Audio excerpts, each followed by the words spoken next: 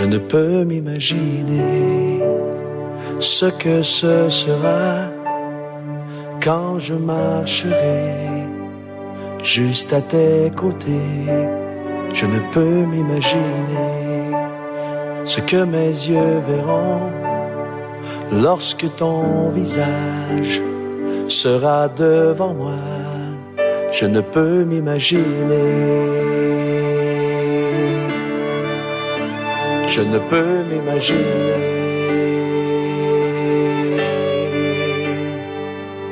Entouré par ta grandeur, mon cœur va-t-il frémir? Danserai-je pour toi, mon Jésus? Serais-je saisi par la peur? Devant toi resterai-je debout?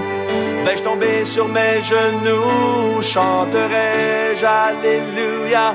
Est-ce que je pourrais te parler? Je ne peux m'imaginer. Je ne peux m'imaginer.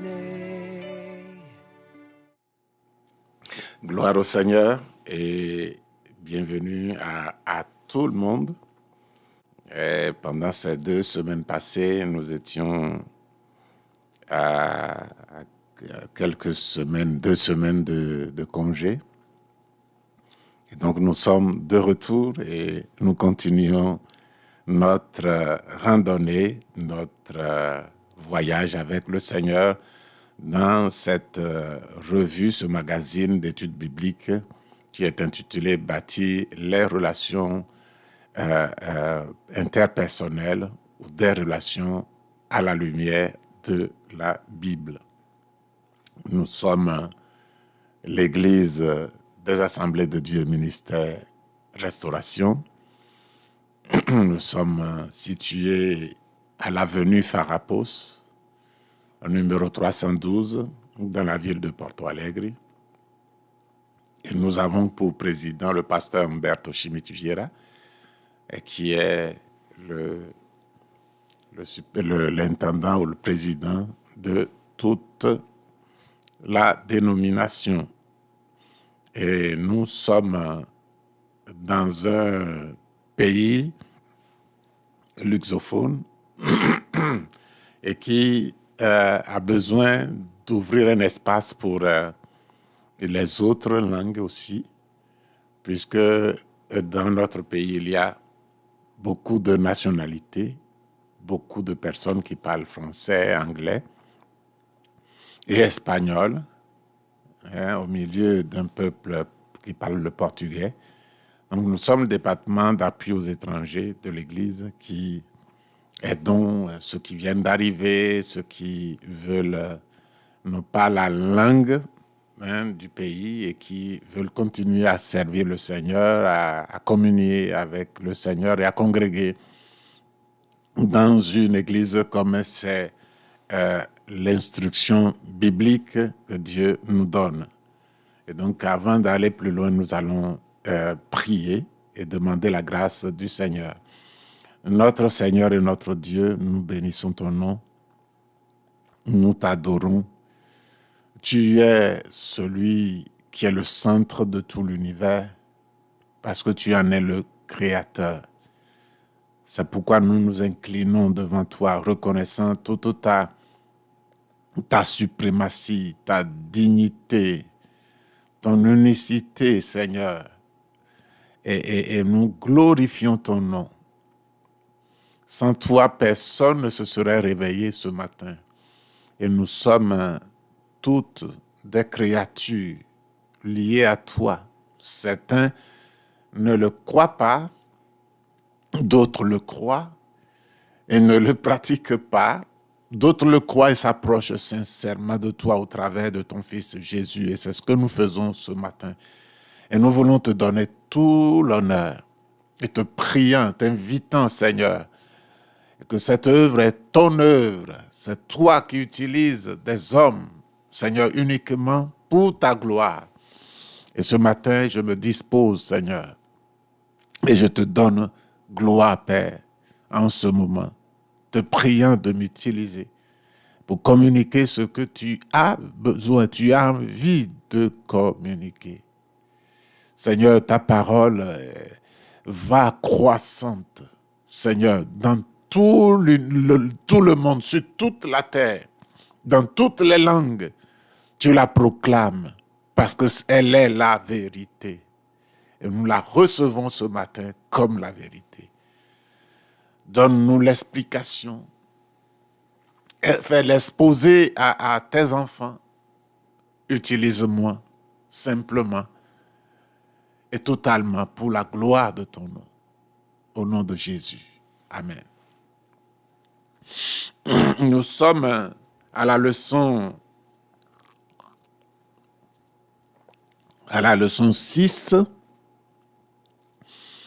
et qui est intitulée « La nature terrestre et le fruit du Saint-Esprit et les relations interpersonnelles. » La nature terrestre, le fruit du Saint-Esprit et les relations interpersonnelles.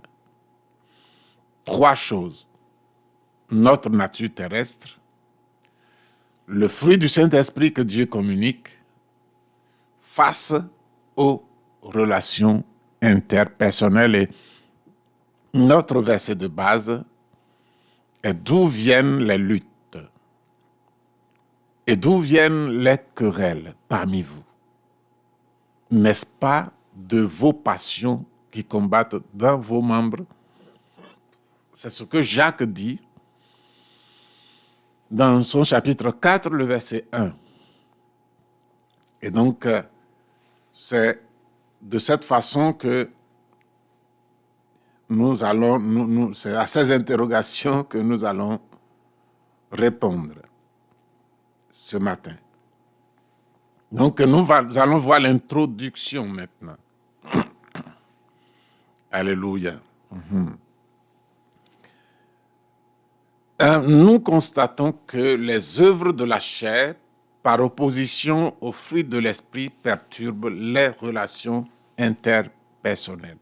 Tout le monde, du moins ceux qui connaissent ce qu'on appelle les œuvres de la chair, peuvent savoir que de manière claire, avérée, elles perturbent les relations interpersonnelles. C'est ce que nous allons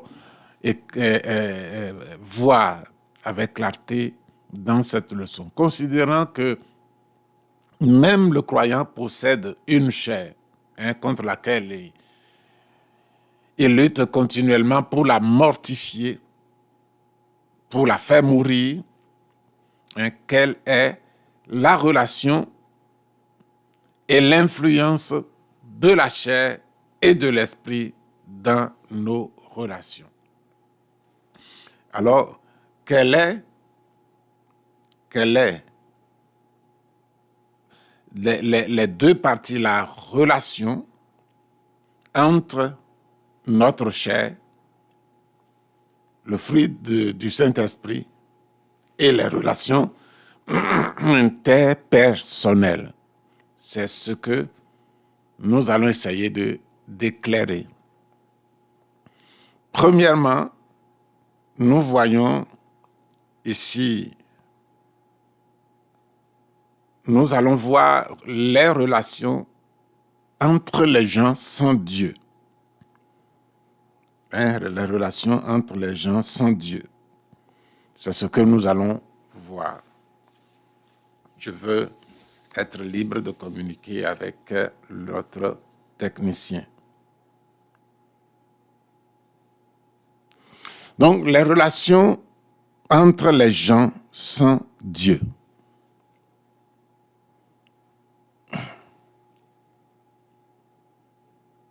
Voilà.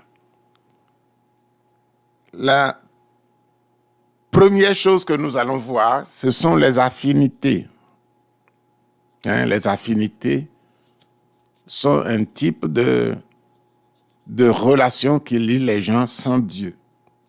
Puis nous allons voir la superficialité.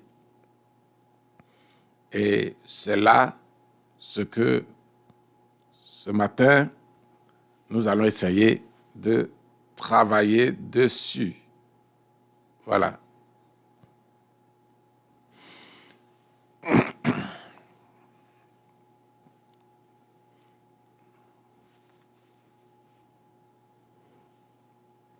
Donc, en matière pour... Qu'est-ce que c'est que l'affinité? Habituellement, les gens choisissent de nouer des relations avec d'autres personnes dont les plus remarquables œuvres de la chair ne se heurtent pas aux aspects les plus saillants de leur propre nature. Pour dire, tout le monde peut avoir des relations interpersonnelles. Le monde de notre habitat est taillé, est conçu de cette façon. Même la Bible dit que nous devons avoir des familles et la Bible définit que nous devons vivre ensemble. L'homme est créé pour vivre ensemble. Et donc, d'une manière ou d'une autre, il y aura des relations interpersonnelles. D'abord dans la famille, mais plus loin que la famille, avec des gens peut-être de notre tribu. Mais aujourd'hui, le monde est tellement mélangé que la possibilité de vivre seul est presque nulle. Et nous devons entretenir des relations interpersonnelles avec les gens dans le milieu où nous vivons. Et donc, les hommes sans Dieu, ceux qui ne connaissent pas Dieu, qui ne marchent pas selon l'enseignement biblique, selon la volonté révélée de Dieu, ceux-là aussi ont des relations interpersonnelles, sont reliés avec d'autres personnes. Et donc, parmi ceux qui n'ont pas Dieu, ceux qui ne s'appuient pas sur le modèle biblique inspiré de Dieu, en termes des dons de Dieu pour faciliter, pour créer des relations interpersonnelles, ou mettre en place des relations interpersonnelles qui sont agréables à Dieu, ceux-là ne peuvent pas utiliser ce que Dieu veut. Donc, ils ont leur manière d'être reliés l'un à l'autre. Et il y a deux manières. La première, c'est les affinités. Les affinités. Les affinités, c'est quoi? C'est quand j'ai mes propres défauts. Et j'ai aussi des domaines dans lesquels j'aime des choses. Je veux faire les choses. Et que tous ceux qui font ces choses comme moi, je peux vivre avec eux. Je peux avoir une relation, je peux faire du commerce avec eux. Je peux entreprendre avec eux. Je peux avoir une certaine amitié avec eux. Mais c'est du fait que dans ce domaine seulement, dans un domaine seulement, nous voyons les choses de la même manière, où nous entendons et comprenons les choses de la même manière. Et parfois, nous faisons les choses de la même manière. Et c'est pas tout le domaine de vie de chacun, c'est une partie qui colle avec une partie de l'autre, de ce que l'autre veut. Alors, nous pouvons faire des choses ensemble. Pas toutes les choses. Un certain nombre de choses. Et quand nos parties qui se ressemblent se mettent ensemble, c'est ça qu'on appelle, nous attire pour qu'on se mette ensemble. C'est ça qu'on appelle l'affinité. Et l'affinité couvre seulement un certain domaine, pas toute la vie. Et l'affinité ne vient pas de Dieu, même si elle s'étend dans un large domaine où une personne et une autre peuvent rester ensemble, être amis, collaborer ensemble, vivre ensemble. Ce n'est pas de Dieu, même si le domaine est large. Parce que ce n'est pas de Dieu, ça a ses limites et ça révélera certainement ses faiblesses. Donc, c'est ça l'affinité. Quelqu'un peut avoir un caractère fort dans un domaine et avoir un autre domaine qui est assez vivable et un autre aussi comme ça. Et puis, le domaine vivable peut attirer le domaine vivable chez l'autre et ces personnes peuvent travailler ensemble. Ces personnes peuvent faire des choses ensemble, mais pas tout. La limite va se révéler très bientôt et ils sauront que l'affinité a des limites. Donc, voilà ce que nous pouvons dire de l'affinité. L'affinité peut gérer deux personnes, peut gérer aussi le couple, malheureusement. Et on le voit seulement pendant que nous sommes, qu'on est fiancés et qu'on n'a pas encore vécu ensemble. L'affinité peut marcher lorsque on a une certaine distance. Mais quand on est totalement liés ensemble et que nous vivons dans le même espace, les affinités montrent rapidement leurs limites. N'oubliez pas que nous sommes en train d'étudier comment bâtir les relations interpersonnelles à la lumière de la Bible. Donc, tous ces cours, toutes ces leçons traitent des relations interpersonnelles. Donc, voilà ce que nous pouvons dire des affinités. Maintenant, la superficialité, dans les formes de relations superficielles ou formelles, les gens sont capables de cacher les aspects problématiques de leur nature terrestre. Mais plus vous partagez le temps et l'espace ensemble, plus vous aurez des problèmes. C'est pourquoi les petits amis deviennent des ennemis redoutables une fois qu'ils se trouvent à vivre ensemble. Vous savez, quand nous ne sommes pas dans le même lieu et que le temps que nous passons ensemble dans une certaine relation interpersonnelle est limité, les relations ne sont pas profondes, elles sont superficielles.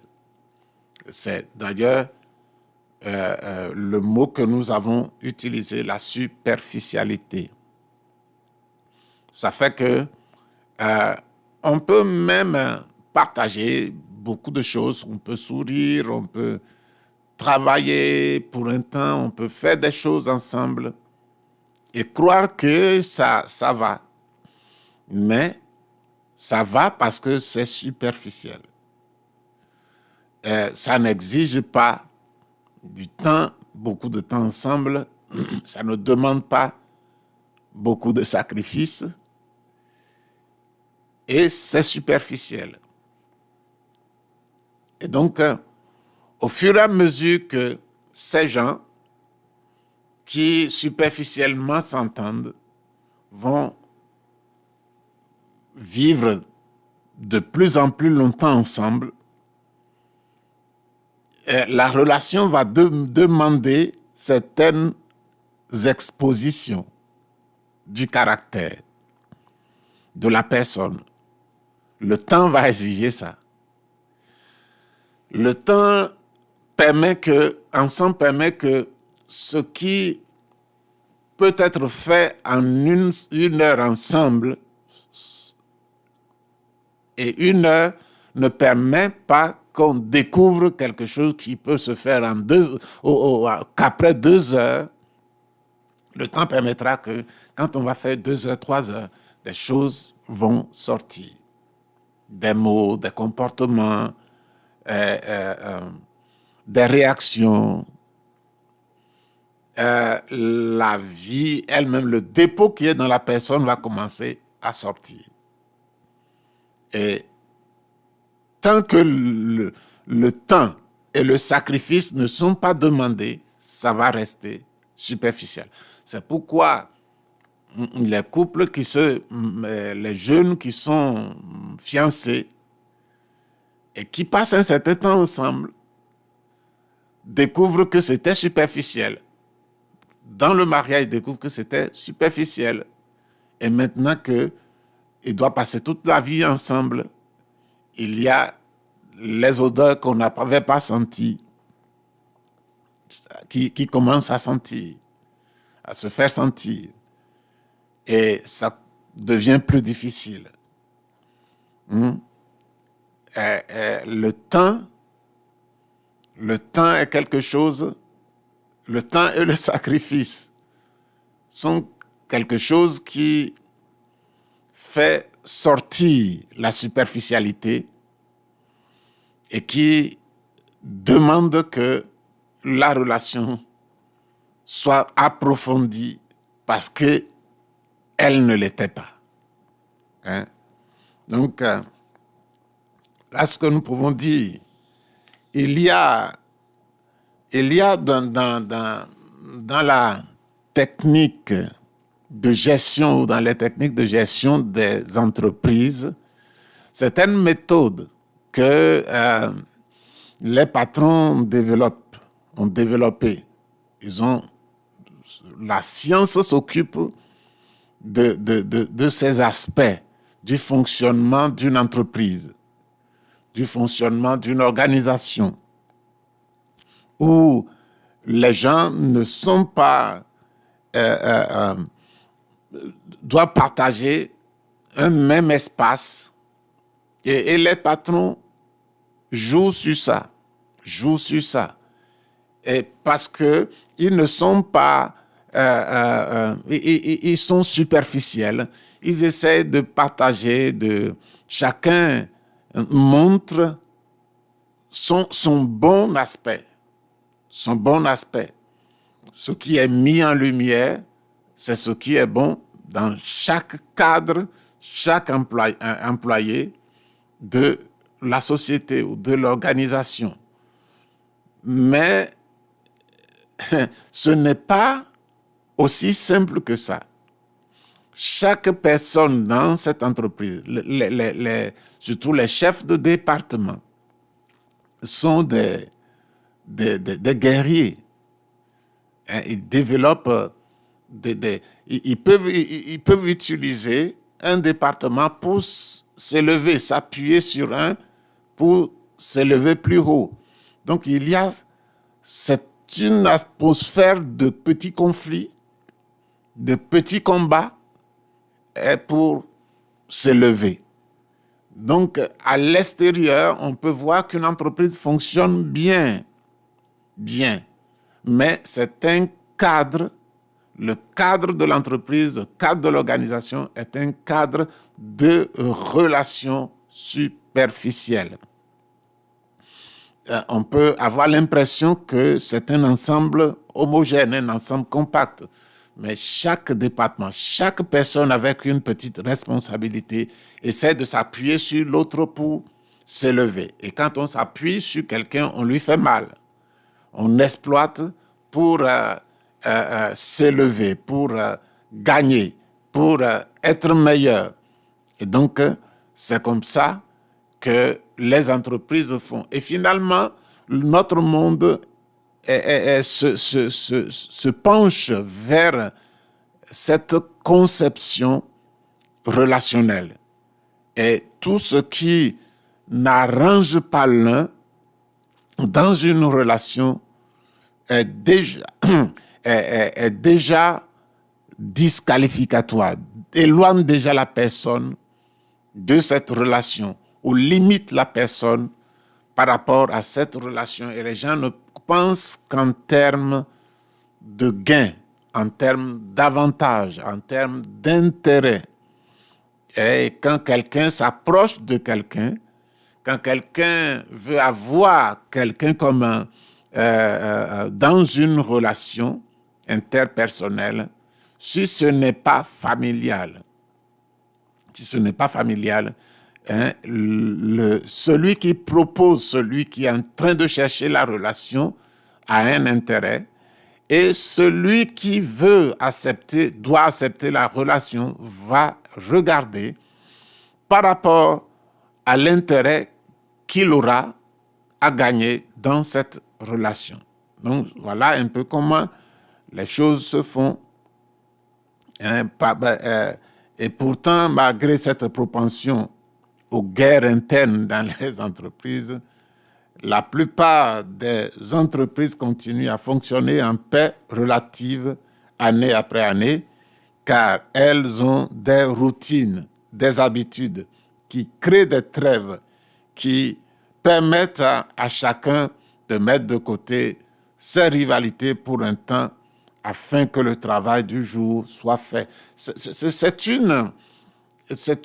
quelque chose qui est vraiment étudié. C'est l'objet d'une étude où c'est planifié. C'est planifié. Les chefs d'entreprise connaissent ça et ils jouent sur ces petites rivalités internes de l'entreprise pour pousser les gens à produire.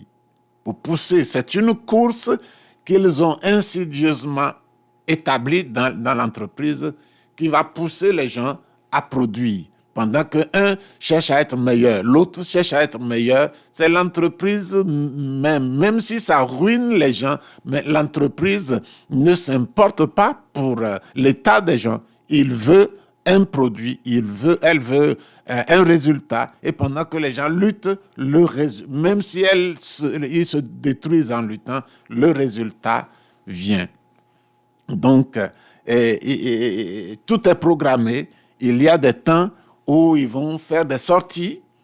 Ils vont faire des fêtes, ils vont avoir des congés, ils vont avoir des petits avantages, où ils vont se réjouir et ils continuent à oublier que l'entreprise les utilise, hein, et que les conflits, s'ils n'étaient pas dans l'entreprise, le conflit qui ne dit pas son nom, qu'une personne A contre une personne B, n'aurait pas existé si l'entreprise n'avait pas aménagé cette atmosphère de lutte et de compétition en son sein. Donc, ils ont planifié, mais ils ont planifié aussi des temps où on a l'impression d'être bien dans ce champ de bataille, de petits combats. Donc, il y a la finité et la superficialité. Je disais que notre monde a choisi la superficialité, où tout ce qui se fait sur la base des intérêts. Donc, c'est là comment les hommes sans Dieu, les gens sans Dieu, peuvent relationner les uns envers les autres. Maintenant, nous allons continuer et nous verrons le grand 2 maintenant, l'inspiration. L'inspiration mauvaise de la chair et l'antidote respectif du Saint-Esprit. Voilà. Premièrement, nous verrons le mensonge. Hein? Nous parlerons de la nature et des conséquences. Puis, nous parlerons de l'antidote du mensonge. Parlerons de l'antidote du mensonge. Puis, nous parlerons aussi de la méchanceté et nous verrons la nature et les conséquences, la vision et l'action de la méchanceté. Nous verrons un exemple de méchanceté qui est la calomnie, comme fille de la méchanceté. Et nous verrons l'antidote de la méchanceté. Parlant de l'antidote, nous verrons la nature de la bénignité. L'antidote de la méchanceté, c'est la bénignité. Nous verrons la nature de la bénignité, l'essence de la bénignité et la manifestation de la bénignité en termes d'interprétation positive de ceux qui nous entourent, puis la bénignité avec prudence et discernement. Et nous verrons plus loin un exemple de bénignité. Ce sera dans le deuxième, sur le deuxième diapositive. Maintenant, nous parlons de la méchanceté.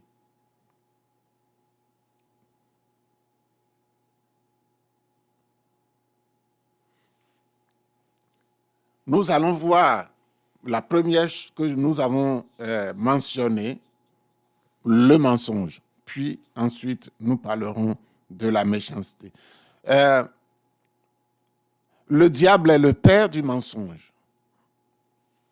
C'est écrit dans Jean chapitre 8, le verset 44. Par conséquent, la nature humaine corrompue par le péché aura toujours tendance à mentir. Les hommes sans Dieu auront toujours tendance à mentir.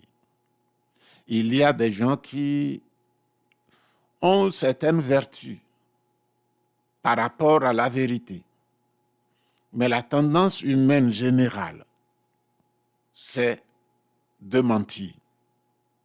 Quand l'homme est coincé, quand l'homme veut atteindre un certain but, qu'un petit mensonge, une demi-vérité peut l'aider, il ne perd pas l'occasion.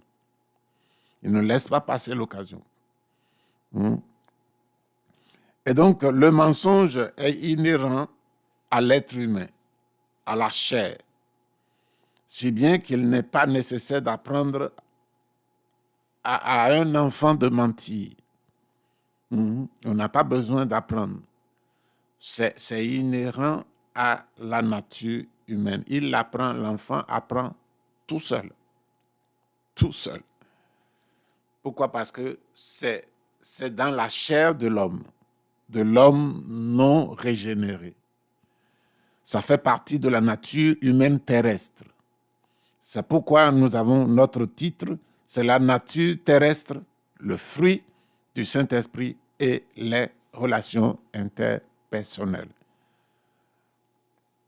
Or, le mensonge détruit à son tour la confiance. Le mensonge. Si vous voulez détruire la confiance, votre confiance, la confiance que vous avez en quelqu'un, que la personne dit seulement un mensonge et vous prendrez les dispositions pour ne plus se faire avoir. Il détruit la confiance. Et la confiance est la base de toute relation saine. Voyez-vous, l'importance, le pouvoir du mensonge. La confiance est la base de toutes les relations interpersonnelles saines. Et le mensonge détruit la confiance. Si quelqu'un a en lui le mensonge, il lui est impossible d'avoir des relations interpersonnelles parfaites. c'est impossible. S'il a en lui le mensonge, et tout selon, tout ce qui a chair, là, tout individu, tout homme a dans sa nature le mensonge.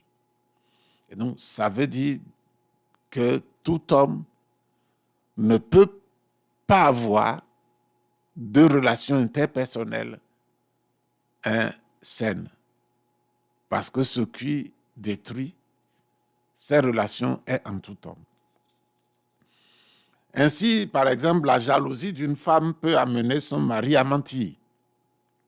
Nous voyons les policiers, par exemple, qui doivent aller en patrouille, peut-être la nuit, la journée, et qui ont un compagnon. Les policiers vont deux.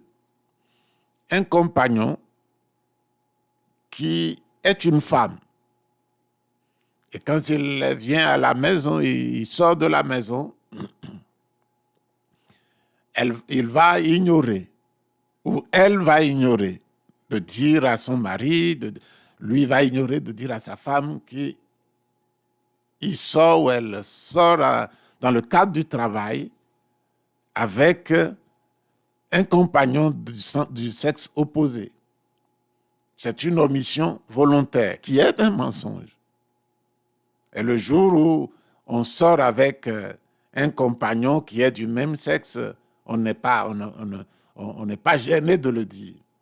Et parce que nous avons notre femme ou le mari qui est jaloux, ces choses-là sont tenues dans une enveloppe de mensonges.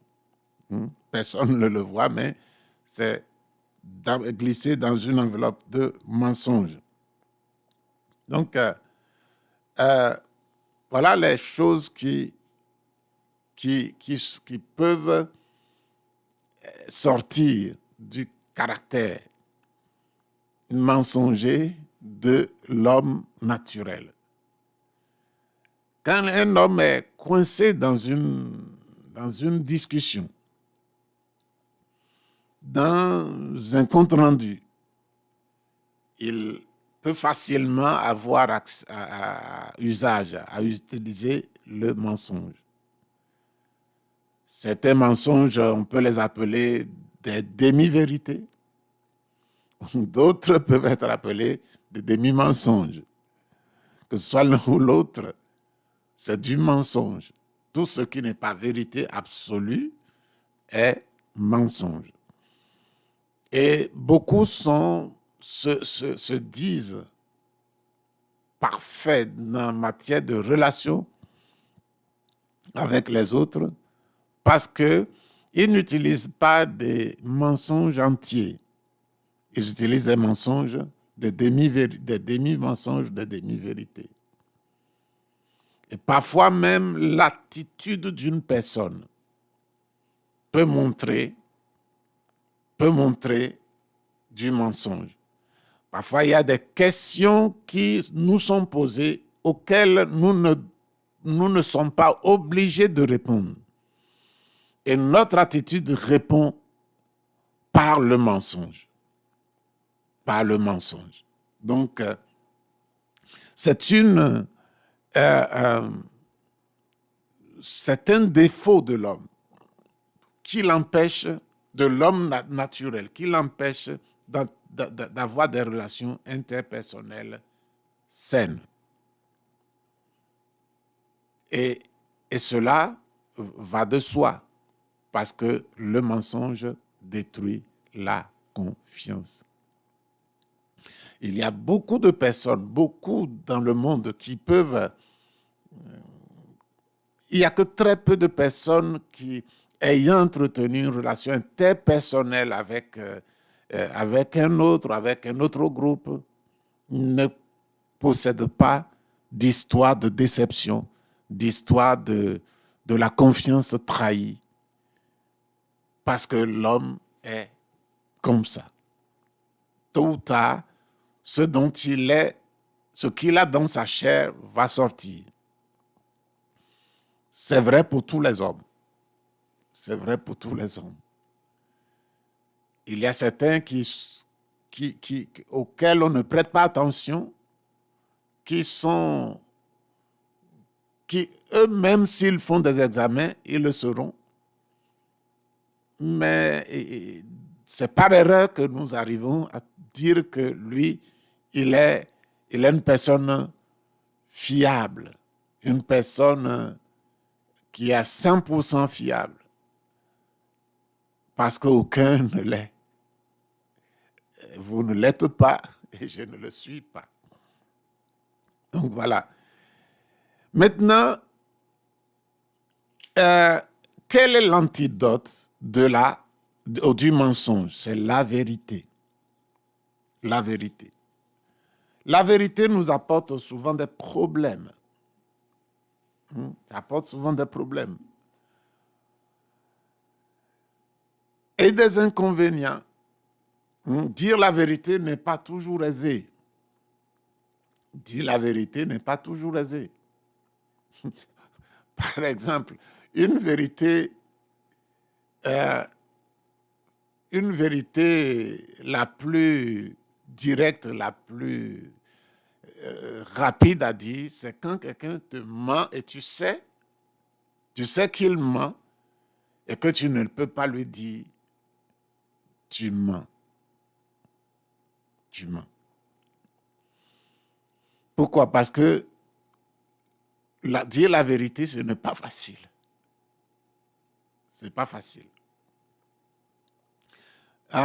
Mais lorsque nous agissons par l'Esprit de Dieu, nous agissons en dehors de la dimension action-réaction.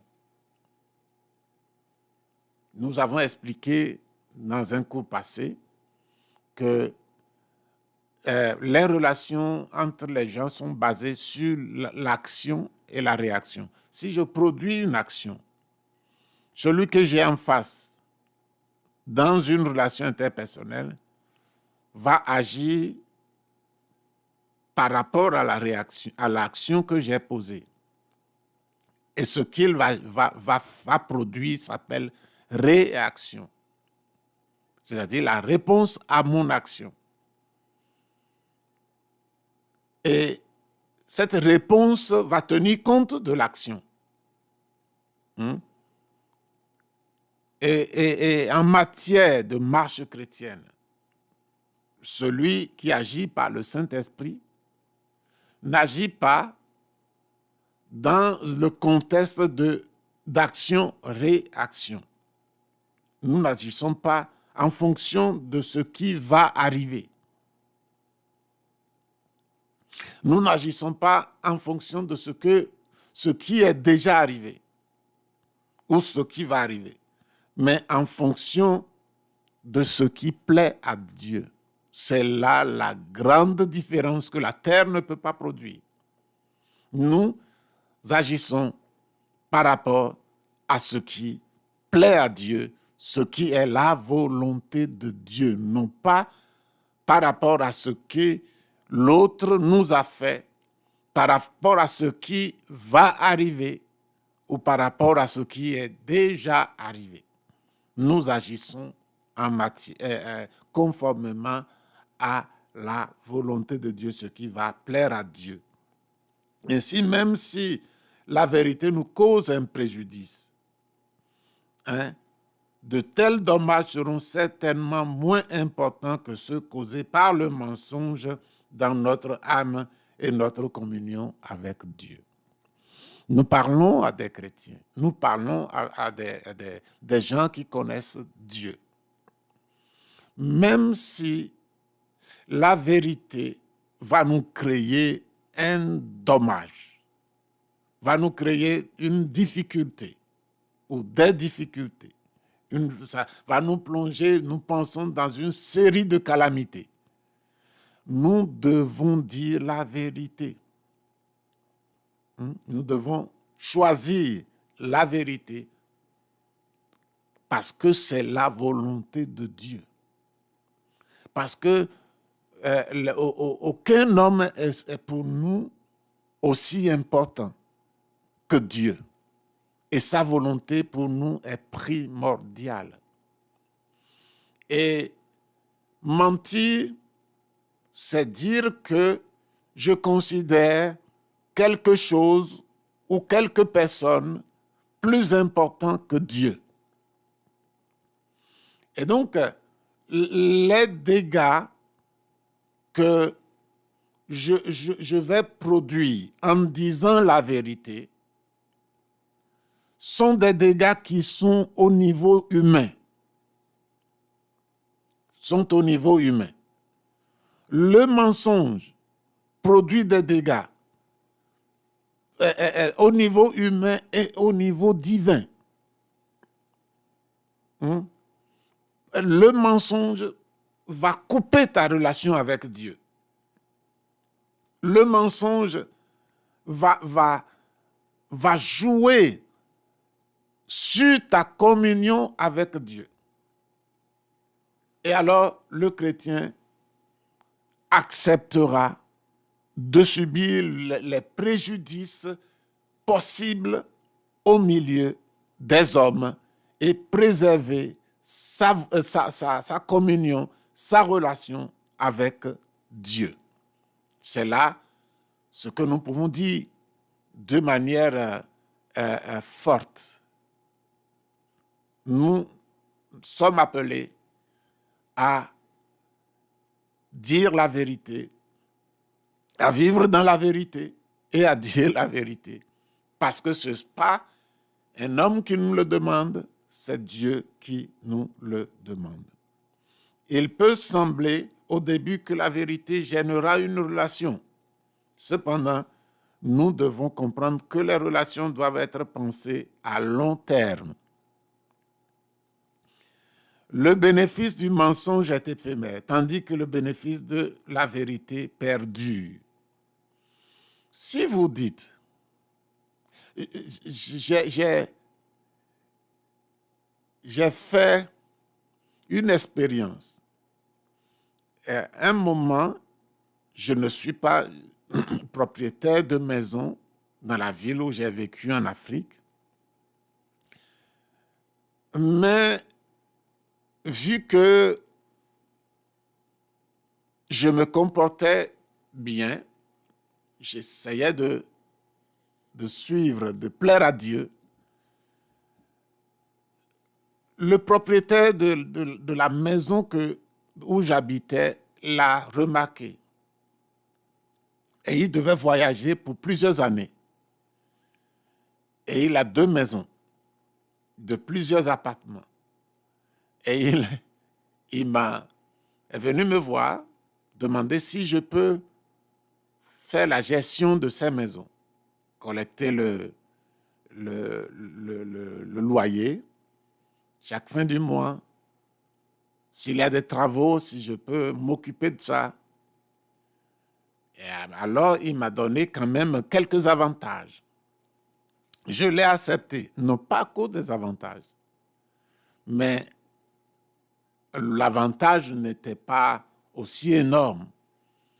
Mais définitivement, ce n'était pas à cause des avantages, puisque ces avantages sont venus après que j'ai accepté. Et donc, je gérais les choses. Je lui faisais les comptes. Et 2 mois, les comptes ont retardé. Les comptes ont retardé. Et la raison était que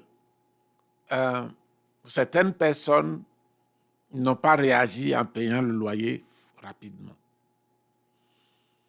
Et une fois, j'avais mélangé les comptes. Et je faisais les choses, ça ne donnait pas. Et puis, après, comme ça a pris du temps, mais quand j'ai trouvé les comptes où je m'étais perdu, je lui ai envoyé tout ce qu'il devrait. Donc, en termes de chiffres, il n'y a pas de problème. En termes de disponibilité aussi, je crois qu'il n'y a pas de problème. Je n'ai pas pris son argent pour faire autre chose et restituer. Donc, il a demandé après à ce que la gestion soit passée à une autre, à une autre personne. Et moi, pour moi, ça ne m'a pas gêné. J'ai donné rapidement le compte à l'autre. 1 an sont passés, 1 an est passé, 2 ans. Un jour, je l'ai vu, quand il est revenu de l'étranger, il est venu me voir. Il a demandé qu'il a commis une erreur et qu'il veut me remettre les comptes et la gestion de sa maison. Et donc, bon, j'aurais peut-être eu moyen de lui dire non, mais j'ai continué. J'ai dit oui, il n'y a pas de problème. Et j'ai continué jusqu'à ce que je quitte l'Afrique. Et il m'a demandé en quittant de trouver quelqu'un comme moi pour continuer ce que j'ai fait. Et la personne est bien née de nouveau, elle continue. Et cette personne continue la gestion jusqu'à aujourd'hui. Donc, la vérité, parfois, prend du temps pour se manifester. Et le mensonge peut cacher une situation, peut résoudre une situation que pour un temps. C'est éphémère, ça va finir. Le temps va venir où il va être découvert, ce mensonge. Donc, la vérité au début peut faire mal aussi. Mais le temps sait comment penser les plaies de la vérité. Mais quand le mensonge reviendra à la surface, les blessures qu'il provoquera seront parfois plus grandes que si elles étaient faites par la vérité dite en son temps. Les blessures de la vérité sont meilleures que les blessures du mensonge. Et donc, les blessures de la vérité ne sont pas, aux yeux de Dieu, des blessures. C'est les hommes qui sentent cela comme blessure. Et parfois, nous faisons des erreurs pour dire la vérité d'une manière ou à un moment qui peut porter préjudice. Mais il est mieux de le faire ainsi que de remplacer la vérité par le mensonge. Bien entendu, toute vérité a la forme et le temps pour être dite. On ne peut pas confondre la vérité avec l'impolitesse. Il ne faut pas jeter la vérité au visage des gens. Ça va être confondu à l'impolitesse et le manque de tact. La vérité peut être dite d'une manière choquante ou douce et efficace. Donc, sachons toutes ces choses.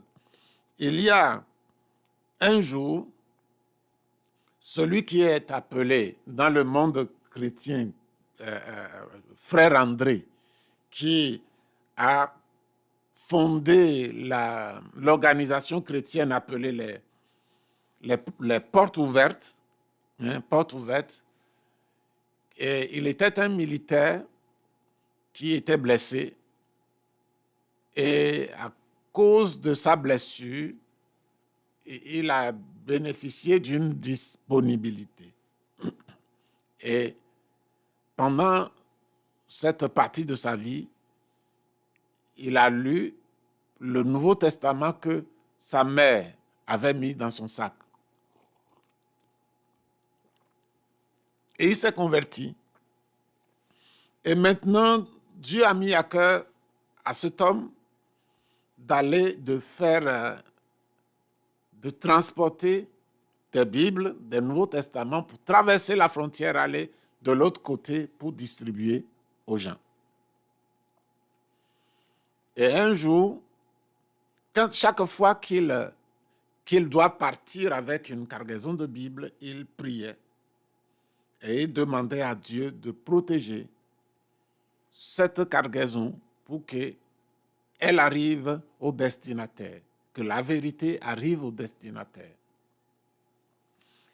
Et donc, voilà quelquefois ce qu'il la prière qu'il fait, dit Seigneur, dans mon bagage, il y a des écritures que je désire porter à tes enfants qui sont de l'autre côté de cette frontière.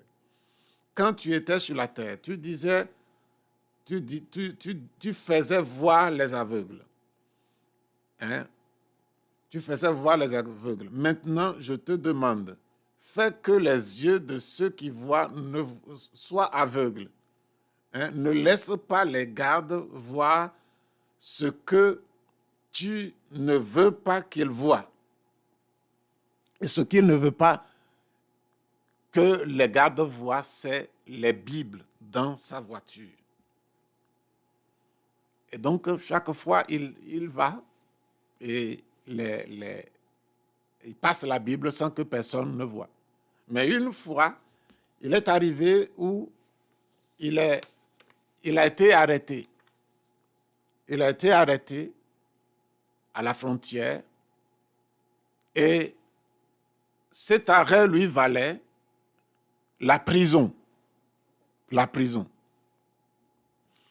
Et quand on lui a dit, qu'est-ce qu'il y a dans ta voiture? Quand les soldats lui ont dit, qu'est-ce que tu as dans ta voiture? Il a répondu, des Bibles. C'est un pays communiste. Bible rime avec prison. Il dit des Bibles. Or, il avait déjà prié. Et Dieu l'amène dans ce test. Les militaires, les soldats avaient l'impression de ne pas vouloir ouvrir le coffre. Ils lui ont seulement demandé, qu'est-ce que tu as dans le coffre? Et il a dit la Bible. J'ai des Bibles. Et les soldats étaient surpris. Ils étaient surpris que quelqu'un qui sait que Bible, c'est directement en prison, qu'il ait dit avec facilité, j'ai des Bibles. Il n'a pas menti pour cacher avant qu'on découvre au bout. Et il a dit simplement la vérité. Et là, les soldats se sont regardés et ils ont ri et lui ont dit, vas-y, continue ta route. Et il est parti. Voyez-vous que Dieu veille. Dieu est le Dieu de vérité. La Bible est appelée la vérité. Ta parole est la vérité. Il est possible que le frère André soit mis en prison. Mais en prison, il aura une communion limpide avec le Seigneur, avec Dieu. Il priera bien, il sera fort. Mais s'il avait menti et qu'on l'avait mis en prison, on a découvert son mensonge, on l'avait mis en prison, il aurait perdu sa communion avec Dieu. Sa conscience aurait été lourdement atteinte. Hein? Donc, quand nous préservons la vérité, c'est à cause de notre santé spirituelle, c'est à cause de Dieu, pas à cause des hommes. Les hommes peuvent nous frapper, peuvent nous insulter, peuvent nous mettre en prison. Mais notre conscience avec Dieu sera forte. Et c'est avec cette force-là que nous allons sortir de l'épreuve avec l'aide de Dieu. Et donc, nous devons choisir continuellement la vérité et ne pas céder à la tentation de laisser surgir ce serpent ancien du mensonge dans notre vie, notre relation avec les autres. Il y a certains milieux où celui qui ment est bien vu, mais que cela ne nous abatte pas. Il y a certains milieux où on n'aime pas les gens qui disent la vérité. Hein? Il y a un peuple de la Nouvelle-Guinée, les Saouis, le nom de la tribu est Saoui, qui jusqu'à avant l'arrivée de l'Évangile, c'est quand le missionnaire racontait les histoires bibliques, rien ne les faisait rire. Mais le jour où le missionnaire a raconté l'histoire de Judas, comment Judas était disciple de Jésus, pendant 3 années et demie, pendant 3 années, et que à la fin, c'est Judas qui a trahi Jésus, l'a vendu. Les Saouis sont sautés de joie. Sautés de joie.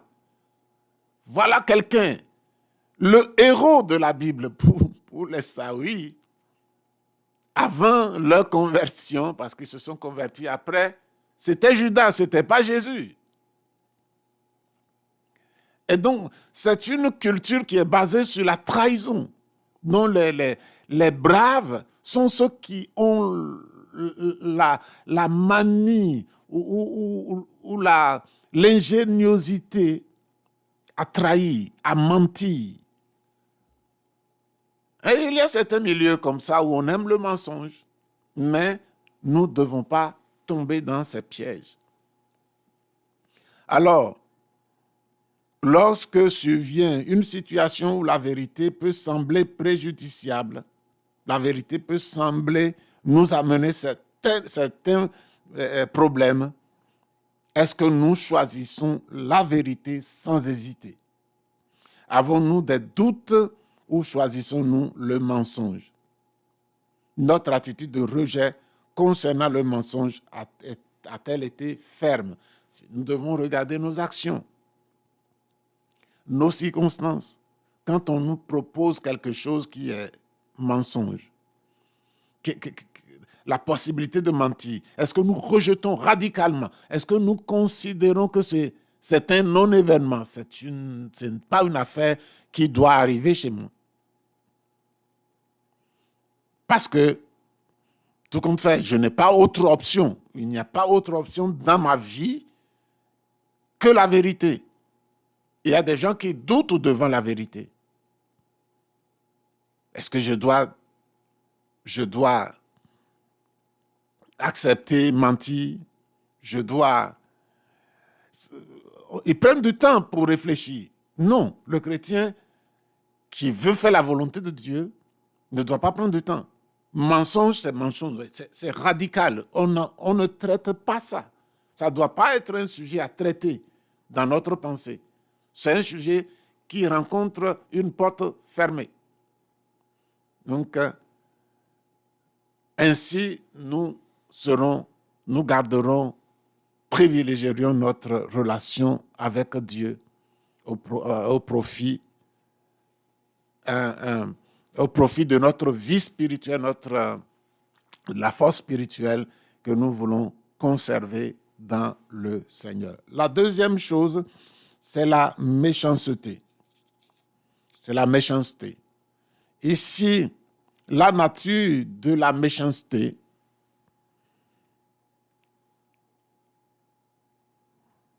le mot mal, parce que la méchanceté vient du mot mal, est la traduction du grec poneria, qui signifie dépravation, qui signifie désir diabolique, malice. Cependant, lorsque Paul utilise ce mot dans Colossiens 3, 8, il est accompagné du terme epitomia kakos, qui signifie le mauvais désir d'une nature perverse, le mauvais désir qui sort d'une nature perverse. Ainsi, puisque les deux premières significations du mot poneria ont déjà été exprimées dans le texte, le terme malice est probablement utilisé ici dans le sens de malice, de méchanceté, dans le sens de méchanceté. Donc, le mal ou bien la malveillance amène la personne à interpréter les actions des autres toujours de manière négative. N'oubliez pas que c'est epitomia kakos veut dire le mauvais désir d'une nature perverse. Le mauvais désir qui sort d'une nature perverse. Si une personne est perverse, tout mauvais désir qui sort de lui, hein, c'est avec cela qu'il traite les autres. Qu'il traite les autres. Donc, nous sommes en train de dire le mal ou la malveillance amène la personne à interpréter les actions des autres toujours de manière négative.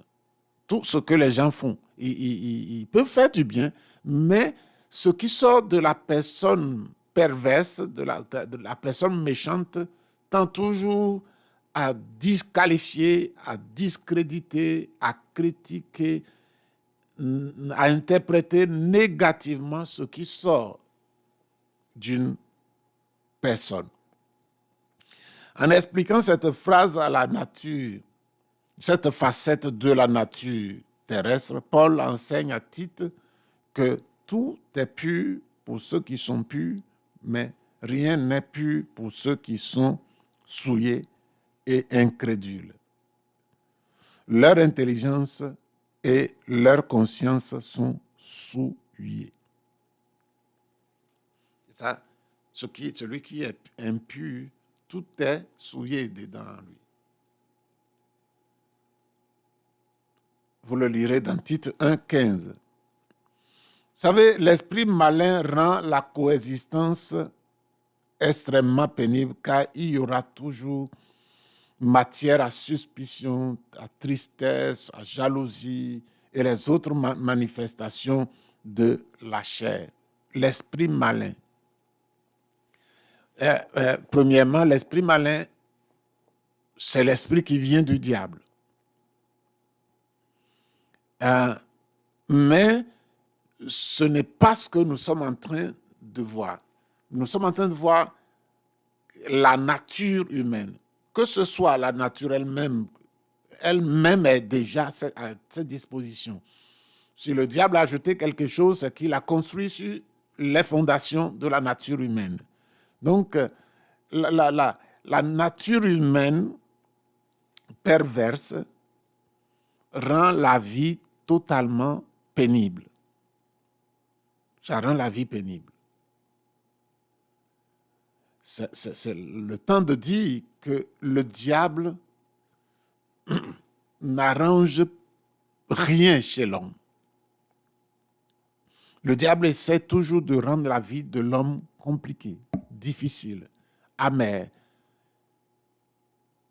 avec beaucoup de peine, de douleur. Et utilise la nature humaine pour produire toujours quelque chose qui va peiner. Des suspicions, des tristesses, des jalousies et autres manifestations de la chair. Les mots seront déformés. Les interprétations de ce qui se dit seront toujours pour le mal et les problèmes vont augmenter. C'est là ce qu'il faut attendre de la chair humaine, de l'homme naturel. Et donc, nous ne pouvons rien attendre. Voilà la nature et les conséquences de la méchanceté. Et tout homme est méchant. La Bible dit, le cœur de l'homme est méchant. Ce n'est pas l'homme d'exception, c'est tous les hommes. Tous les hommes. Pourquoi? Parce que l'homme naturel est sous la domination du diable. alors il est méchant. L'esprit de ce monde est l'esprit du méchant. Et le diable appelé le méchant. Et il a semé la méchanceté dans les cœurs des hommes. Il a effacé Dieu et il a semé la méchanceté. Donc tout le monde l'est. Nous pouvons parler de ceux qui peuvent tuer quelqu'un à bout portant, mais tout le monde sans Dieu est méchant. Est méchant. Nous allons voir une autre œuvre de la méchanceté, la calomnie, qui est une fille de la méchanceté. Nous pouvons, et il y a tellement d'exemples de ce qui peut sortir de la méchanceté humaine que nous n'aurons pas de temps ici pour en parler. Notre temps est limité. Mais nous ne finirons pas sans avoir parlé de quelque chose, d'un type de méchanceté que nous appelons ici fille de la méchanceté. Je veux parler de la calomnie. De la calomnie. La malice ou la méchanceté inhérente à la nature humaine conduit à la calomnie, génère la calomnie, qui provient du grec blasphémie,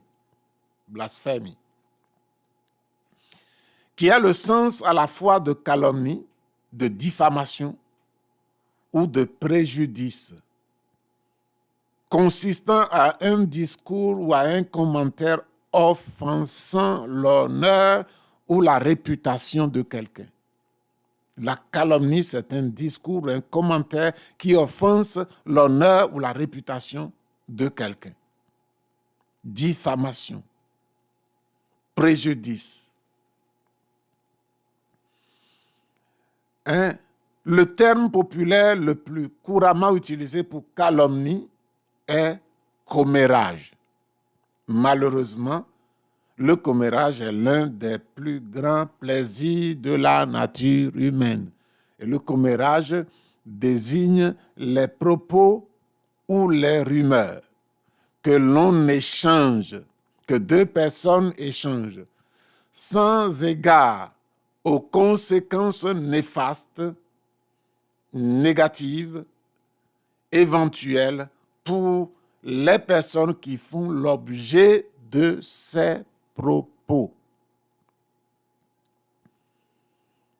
La calomnie, c'est parler mal. Discours, commentaires offensant l'honneur ou la réputation. La personne qui vit sous la chair, sous la domination de la chair, se sent importante et contente d'avoir un secret sur un tiers, sur une autre personne à partager avec la première personne qu'il rencontre. La nature humaine raffole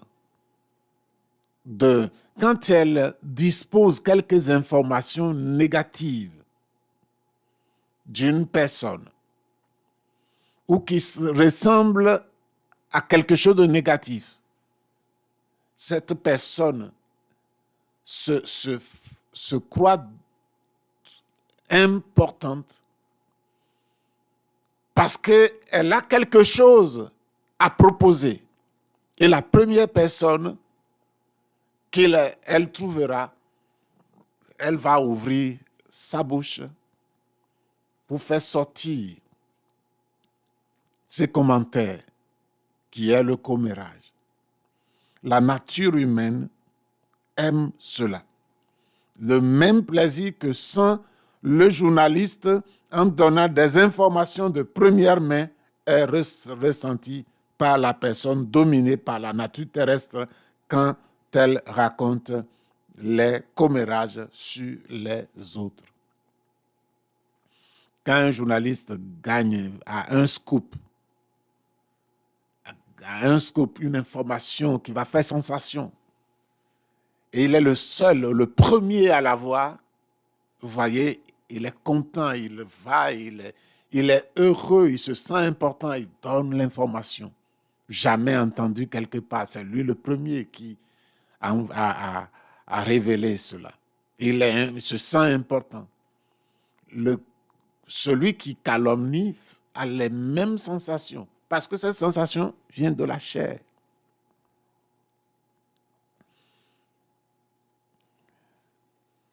L'auditeur,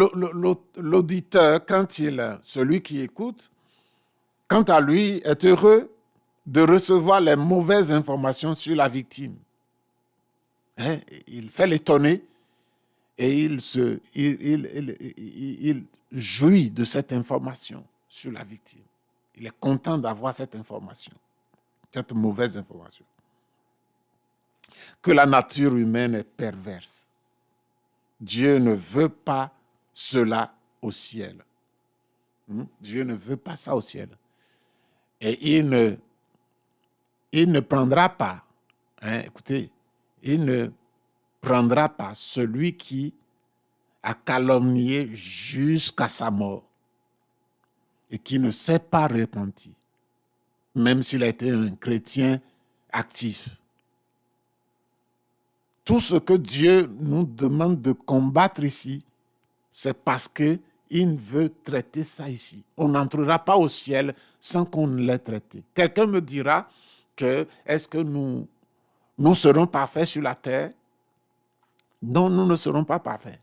Mais tous ceux qui continueront à combattre le mal, à dire non au mal, à résister au mal, même si ils n'y sont pas parvenus et ils sont morts, ils sont dans le chemin de la victoire. Ils ont persévéré jusqu'au bout. Ils n'ont pas laissé le mal les dominer. Celui qui persévérera jusqu'à la fin sera sauvé. Donc, Dieu ne veut pas le calomniateur, le méchant au ciel. Par conséquent, l'invitation de Jésus pour ceux qui veulent y vivre est de prendre chaque jour leur croix et de crucifier leur nature terrestre. Celui qui parle comme celui qui écoute les calomnies sont impliqués dans la même perversité. Donc, ne soyons pas dupes. Dieu ne l'est pas. Et la calomnie ne peut pas arriver au ciel. Nous devons faire en sorte que nous soyons guéris. Nous devons nous livrer au Seigneur afin qu'il nous guérisse. Et c'est une chose importante aux yeux de notre Dieu.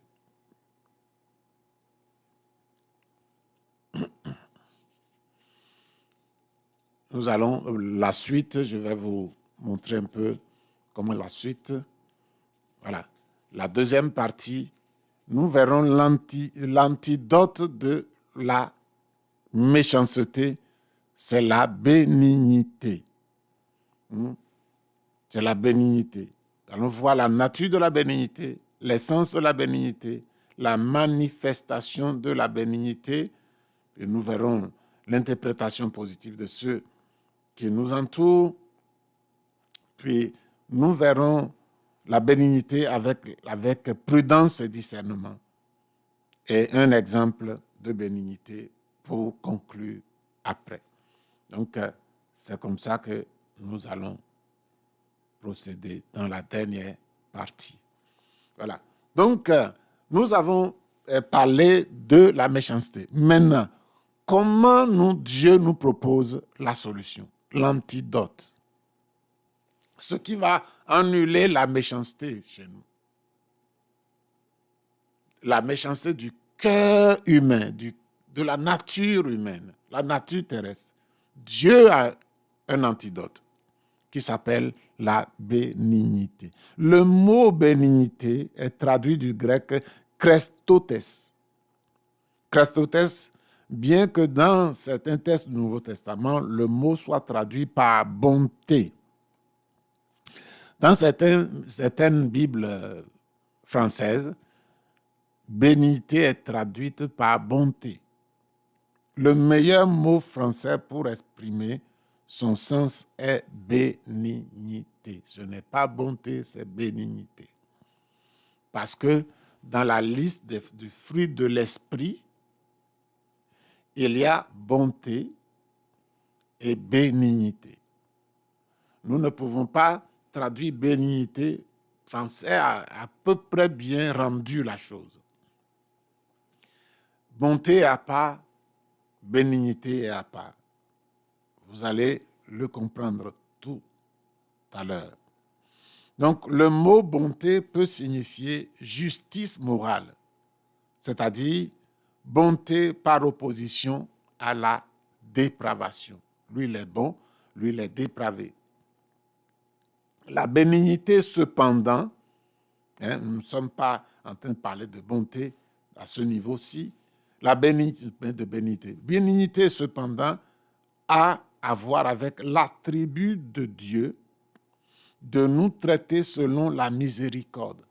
C'est l'attribut de Dieu, la capacité de Dieu de nous traiter avec miséricorde. C'est cette capacité, cette vertu de Dieu qui est appelée bénignité.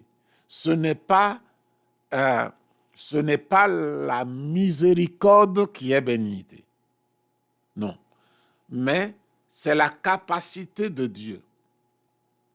Quelqu'un peut être bénin, peut avoir la bénignité sans rien faire, mais il est bénin. Quand l'occasion va se produire, il va sortir quelque chose de son état bénin, de sa bénignité. La bénignité, c'est l'état. Donc, comprenons bien la différence. Si Dieu n'était pas bon, sa bonté le conduirait à détruire l'homme dans sa méchanceté. C'est donc la bonté de Dieu qui le pousse à continuer à être bon envers ceux qui méritent le mal. C'est donc la bénignité de Dieu. La bénignité de Dieu qui le pousse à continuer à être bon envers ceux qui méritent d'être châtiés, d'être punis, d'être jugés. C'est la bonté de Dieu. C'est la bénignité de Dieu. L'état bénin de Dieu qui le pousse à continuer à ne pas détruire ceux qui méritent d'être détruits. Maintenant, la bonté, contrairement à la malice, nous amène à rechercher toujours une raison. Ce mot bonté fait toujours à cause de la similarité qu'il a dans le sens, se confond bien souvent avec bénignité. Je vais recommencer ce que je viens de dire. La bénignité est un état. La malice est un état. L'état de celui qui est malin sort de la méchanceté. La bénignité est l'état de celui qui sort la bonté. Le malin, le méchant, est celui qui peut tirer de lui toujours quelque chose de pervers, quelque chose de mauvais et qui le donne aux autres.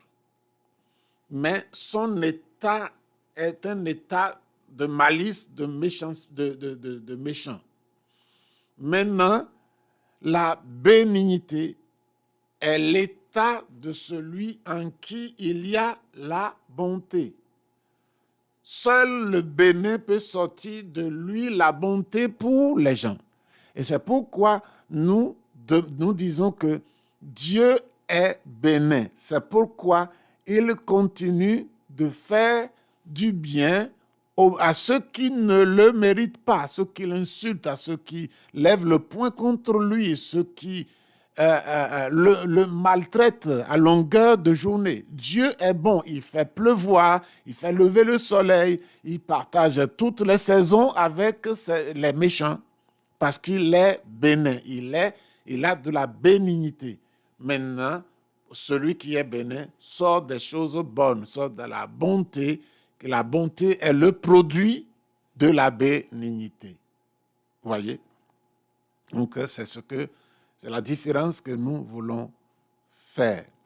Voilà. L'essence de la bénignité, comme nous l'avons souligné en matière de relations interpersonnelles, la Bible ne peut être considérée comme un livre d'éthique ou de bons mœurs.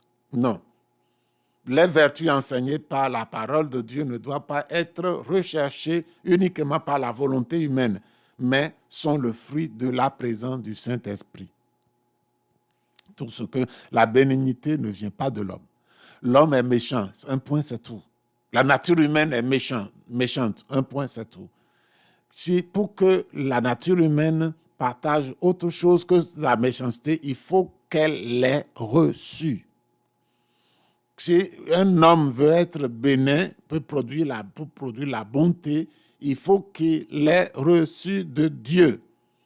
C'est pourquoi le fruit de l'esprit mentionne la bénignité et la bonté et les autres aspects.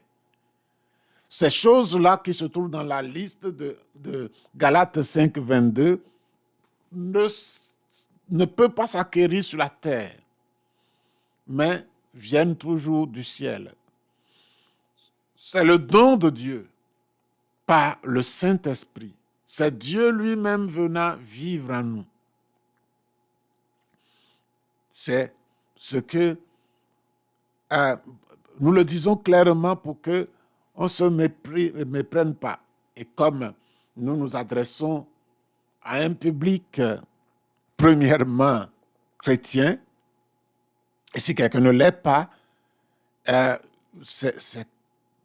nous voulons rendre son origine claire pour que, désirant la voir, vous puissiez vous approcher de Dieu et se donner à Jésus, et son esprit va venir habiter en vous.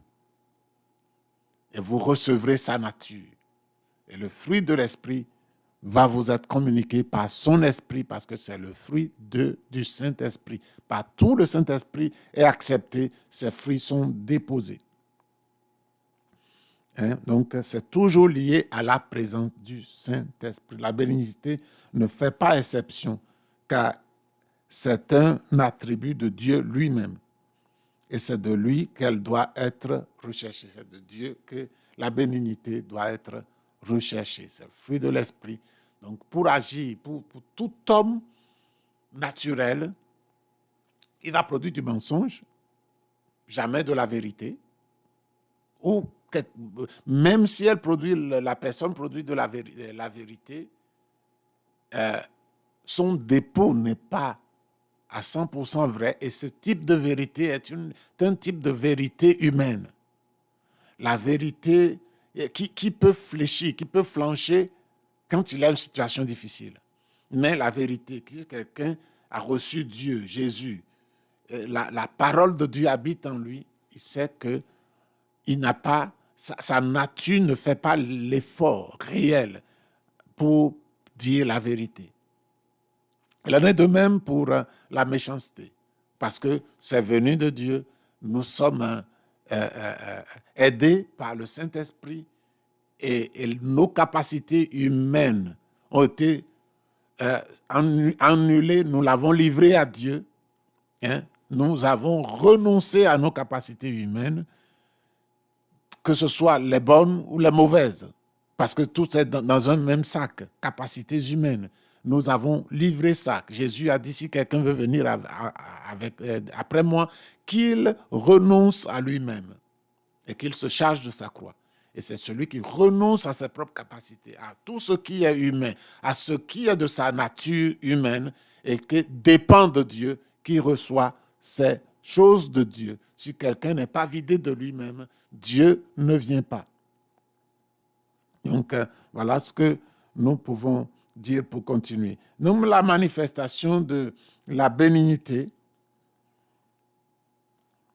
l'interprétation positive de ceux qui nous entourent. La bénignité, contrairement à la malice, nous amènera à faire une interprétation positive des paroles, des actions des gens qui nous entourent. Pendant que la méchanceté pousse l'homme naturel, l'homme sans Dieu, à toujours vouloir critiquer ceux qui les entourent, pour toujours vouloir calomnier. Parce qu'il n'y a que ça en lui. Et il prend sur le dépôt qui est en lui. Celui qui est bénin dit toujours des paroles positives. Même s'il voit des actions négatives, il va, par sa bénignité, il n'y a rien de mauvais en lui. Il ne juge pas mauvais. Donc, il trouve des raisons atténuantes. Même, ce n'est pas seulement vis-à-vis d'un non-chrétien, vis-à-vis d'un chrétien, mais aussi vis-à-vis d'un non-chrétien. Il ne culpabilise pas. Ce n'est pas son rôle. Ne jugez pas, a dit Dieu. Donc, nous pouvons peut-être être appelés naïfs. Il y a les gens qui peuvent nous appeler en faisant ainsi, en toujours trouvant une raison bonne d'une action même mauvaise. Les gens peuvent nous appeler de naïfs ou de stupides. Mais rappelez-vous une chose, lorsque nous agissons selon Dieu, le Seigneur veillera toujours sur nous. Il ne laissera pas le croyant fidèle être trompé, abusé ou blessé. Absalom a fait ce qu'il a fait à David et il a été puni, mais pas par la main de David, dont le cœur était selon le cœur de Dieu. David n'a pas pris plaisir en la mort d'Absalom. C'est son fils, mais le fils cherchait à le tuer. Si Absalom avait eu accès à David, il lui aurait arraché la vie. C'est pourquoi David le savait, il a pris la fuite. Mais même dans cette fuite, David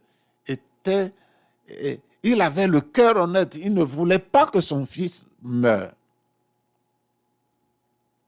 Il ne voulait pas que le fils meure. Quand Saül est mort et que le royaume soit en train d'être passé à David, le chef de l'armée de Saül, Abner, avait été rencontré par Joab, le chef de l'armée de David, et Joab a tué Abner. Et David ne s'est pas réjoui. Abner a combattu David avec Saül. Mais David n'a pas pris plaisir. Et c'est resté dans le cœur de David jusqu'à ce qu'il a passé à Salomon, qui a régné après lui, comment il faut veiller sur Joab pour que son péché retombe sur sa tête. Le sang d'Abner retombe sur lui. Donc, celui qui est bon va tirer toujours de bonnes choses. On va lui dire qu'il est naïf. Tu ne vois pas qu'il est mauvais et ce qu'il fait est mauvais. Il est passé sans te saluer. Et tu dis non, il doit avoir des problèmes, il doit avoir des luttes. C'est pourquoi il est passé sans me remarquer. Donc, il ne l'a pas fait exprès. Les gens vont dire, mais il t'a vu. Il est passé, il te regardait, et puis quand tu l'as regardé, il a détourné la tête. Il t'a vu. Non. Il doit être dans des luttes. Non, Jean ne fait pas comme ça. Et il trouve toujours des bonnes raisons pour justifier des actions. C'est pourquoi? Parce qu'il est bon. Il est bénin et il y a de la bonté dans son cœur. Ce qui sort de lui est toujours bon. C'est ça. ce que Dieu veut que nous fassions. L'interprétation, interpréter ceux qui sont autour de nous de manière positive. Et sans accuser, sans soupçonner. L'amour ne soupçonne pas. Est-il écrit dans 1 Corinthiens, chapitre 13. L'amour ne soupçonne rien de mal. Mais avec la bénité, nous devons agir avec prudence et discernement. On peut se demander, mais ne devrions-nous pas être sages? Être prudent est une chose. Être méfiant en être une autre. La prudence nous est demandée par la Bible. Mais la méfiance, non. Méfiance, non. Méfiance rentre déjà dans le jugement. Et nous devons confier le jugement au Seigneur. Nous ne sommes pas seuls à gérer nos vies. C'est Dieu qui gère nos vies. Et il voit tout ce qui se passe autour de nous. La prudence nous dit de mettre toutes nos relations devant Dieu et de garder les portes de nos cœurs. De garder pour que rien de mauvais n'entre dans nos cœurs. Les prudents approfondissent lentement leurs relations, tandis que l'imprudent devient rapidement ami intime. Il faut aller doucement. Ce qu'on construit rapidement ne tient pas debout. Les amitiés que nous construisons très rapidement à la va-vite ne tiennent pas debout. Puisque nous ne construisons pas des relations interpersonnelles basées sur des intérêts, mais sur la volonté de Dieu, nous devons aller lentement et permettre à Dieu de nous aider à édifier cette relation au milieu entre deux personnes. Voilà, donc la même prudence qui nous pousse à faire preuve de prudence doit nous conduire à ne pas tomber dans le péché de juger les intentions d'un autre en fonction des paramètres d'un esprit malveillant. Ne jugeons pas.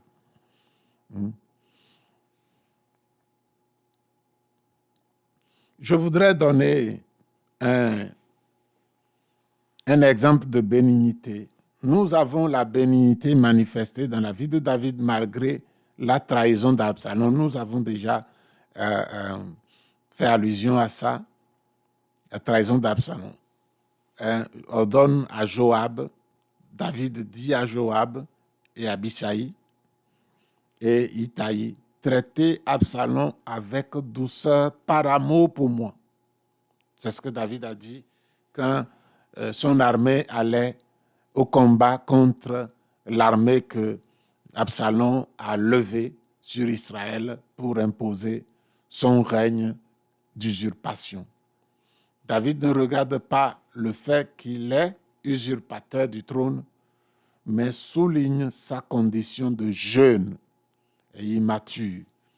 Quand David la raison que David avait de demander d'aller doucement avec Absalom. Il a demandé à Joab,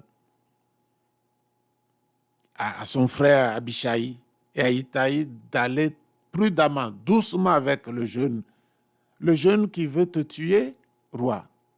Tu dis d'aller doucement avec lui. Et le roi dit oui. Il est jeune, il ne sait pas tout ce qu'il fait. Allez doucement avec lui. Peut-être nous aurons l'occasion de lui enseigner que c'est une faute de jeunesse que tous doivent comprendre. Et quand vous trouvez quelqu'un qui n'est pas né de nouveau, et vous vous étonnez de sa méchanceté, vous vous étonnez qu'il ment, c'est tout à fait normal qu'il mente. C'est seulement le mensonge qui est dans sa chair. Il n'y a pas autre chose.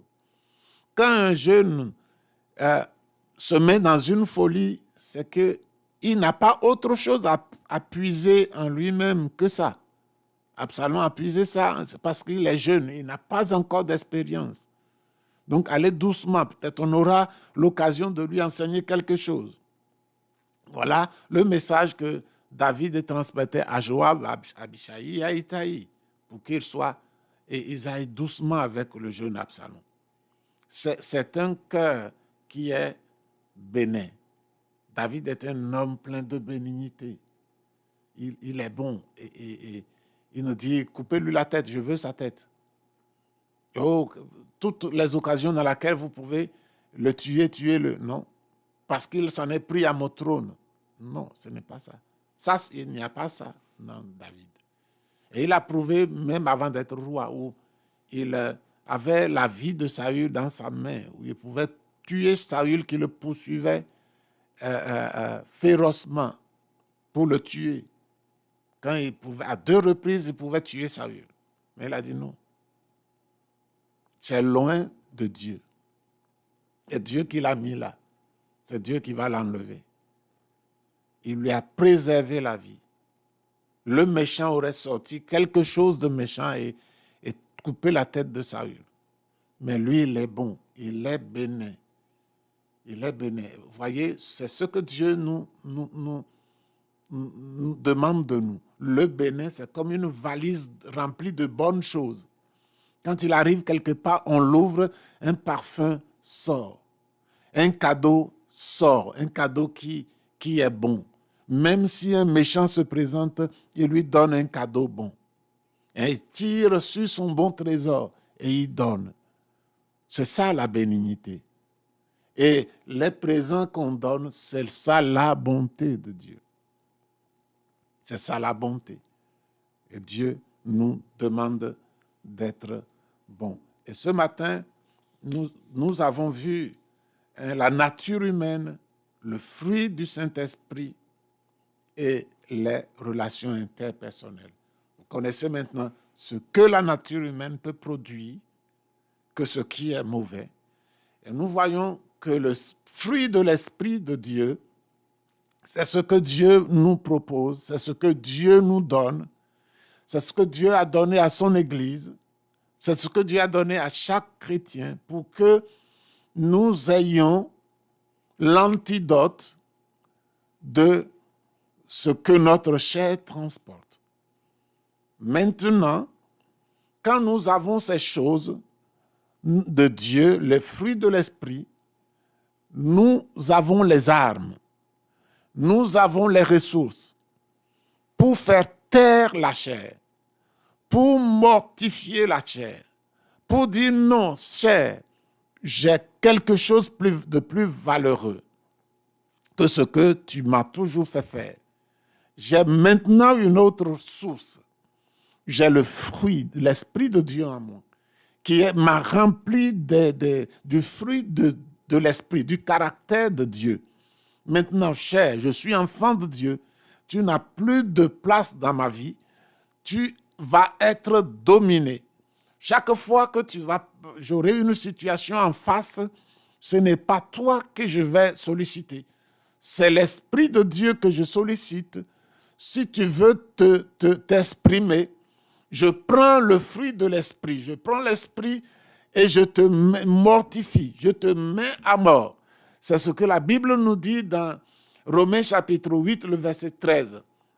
Si vous vivez selon la chair, vous mourrez. Si vous vivez selon la chair, selon la nature humaine, vous mourrez. Mais si par l'Esprit, quand l'Esprit de Dieu est venu en nous, par l'Esprit, il nous a donné son fruit.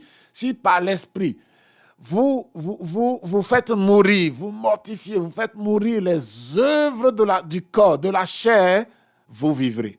Donc, c'est nous qui devrions utiliser ce que Dieu nous a communiqué pour faire mourir les œuvres de la chair. Nous allons conclure et terminer notre leçon d'aujourd'hui. Voilà, la conclusion est là. Alléluia. Voilà donc, nous allons lire tranquillement la conclusion. Alors que la chair attire l'homme à la terre, le Saint-Esprit cherche à le rapprocher de de ce qui est divin et céleste. La chair de l'homme, la nature charnelle de l'homme, la nature terrestre de l'homme attire l'homme à la terre, vers la terre. Le Saint-Esprit cherche à rapprocher l'homme, pour ceux qui sont nés de nouveau, à les rapprocher de ce qui est divin et céleste. C'est pourquoi l'homme naturel trouve les penchants charnels normaux. L'homme naturel trouve tous ses penchants, tous ses désirs charnels, que c'est normal. Car ceux-ci sont liés à ce qui peut être perçu par les sens naturels et sont strictement liés au monde naturel. La nature terrestre de l'homme, il ne peut apprécier les choses que par les 5 sens. L'ouïe, le goûter, le goût, la vue, le toucher, l'odorat, et l'ouïe. C'est seulement ces choses que la nature humaine terrestre peut utiliser. Cependant, les résultats de ces inclinations sont pervers et les gens le détectent, bien qu'il n'ait pas la perception spirituelle générée par la nouvelle naissance. Même ces choses-là, tout ce que nous produisons par la chair, sont vues parce que c'est dans le domaine humain. Et tout ce que l'homme produit dans le domaine humain, en utilisant les 5 sens, est vu par les autres. Les autres n'ont pas besoin d'être prédicateurs ou prophètes avant de voir. Tout ce que la chair produit, on voit. On se rend compte de cela. Lorsqu'ils subissent les conséquences du mensonge et de la méchanceté, par exemple, même s'ils acceptent leur pratique, ils sont obligés d'admettre que ces inclinations sont destructrices. Les hommes savent que la méchanceté est mauvaise, que le mensonge est mauvais, que faire un commerce illégal, c'est mauvais. Tuer, c'est mauvais. Mais ils n'ont pas une autre source. C'est Dieu qui propose une autre source. C'est Dieu qui propose une autre source. C'est-à-dire qu'être dominé par la chair ne devrait pas être normal, bien que l'homme naturel, par son lien ombilical avec ses inclinations, l'admette. Être dominé par la chair, tout le monde doit penser que ce n'est pas normal. Parce que le vol n'est pas normal, le mensonge, ce n'est pas normal. Et on sait que ce n'est pas normal. C'est pourquoi nos lois prévoient des sanctions contre, des peines contre ces choses. Mais l'homme le fait.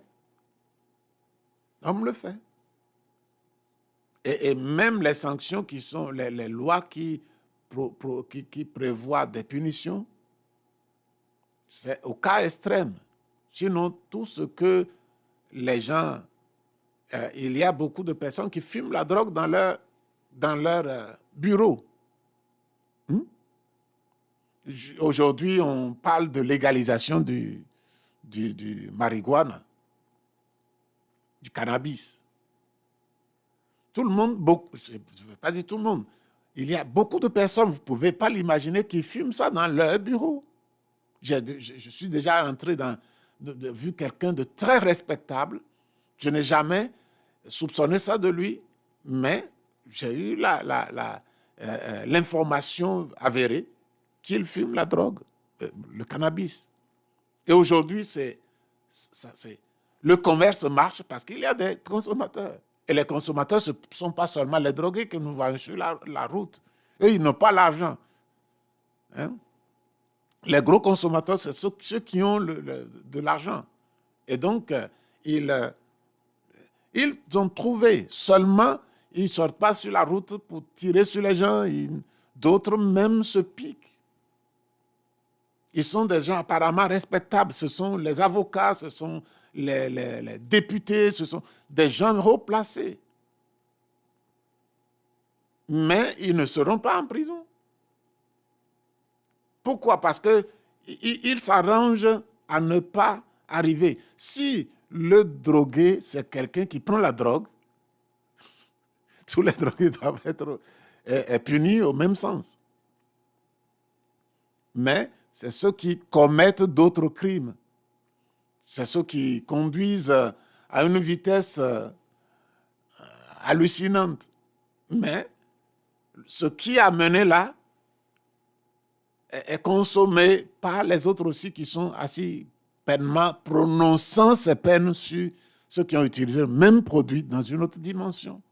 Vous voyez, ces choses ne sont pas normales. Nous devons le dire, que être dominé par la chair, ce n'est pas normal.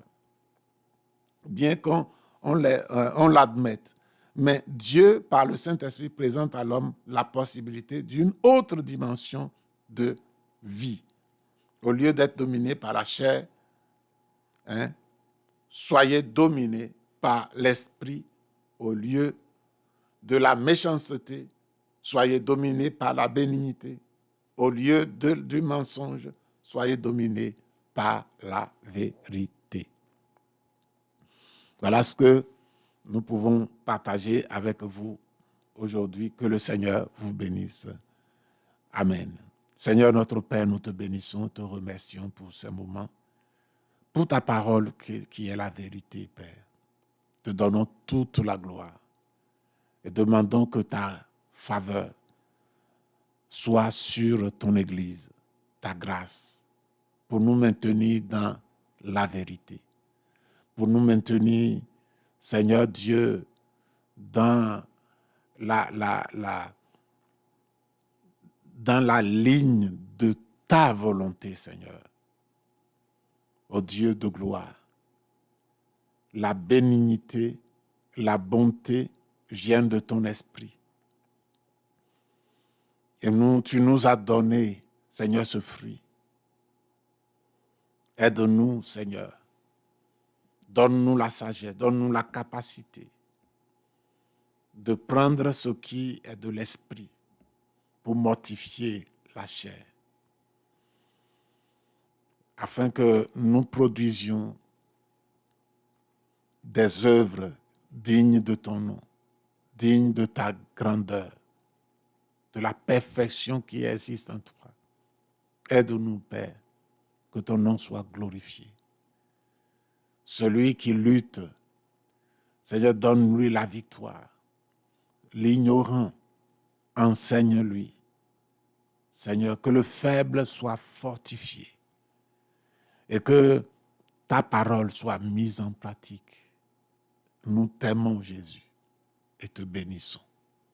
Merci pour chacun, au nom de Jésus. Amen. Que le Seigneur vous bénisse et à samedi prochain.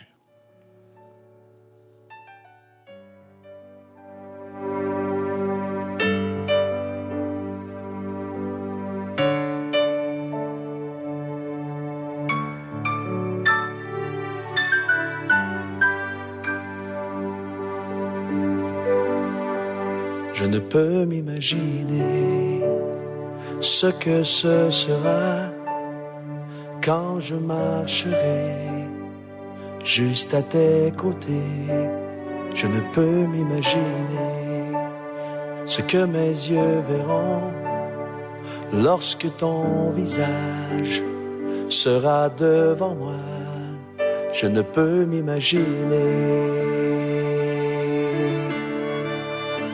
Je ne peux m'imaginer. Entouré par ta grandeur, mon cœur va-t-il frémir? Danserai-je pour toi, mon Jésus? Serai-je saisi par la peur? Devant toi resterai-je debout? Vais-je tomber sur mes genoux, chanterai-je Alléluia? Est-ce que je pourrais te parler? Je ne peux m'imaginer. Je ne peux m'imaginer.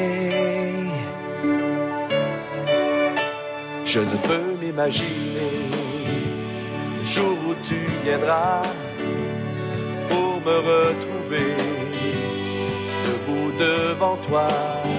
Je ne peux m'imaginer. Tout ce que je ferai sera de t'adorer pour l'éternité. Je ne peux m'imaginer.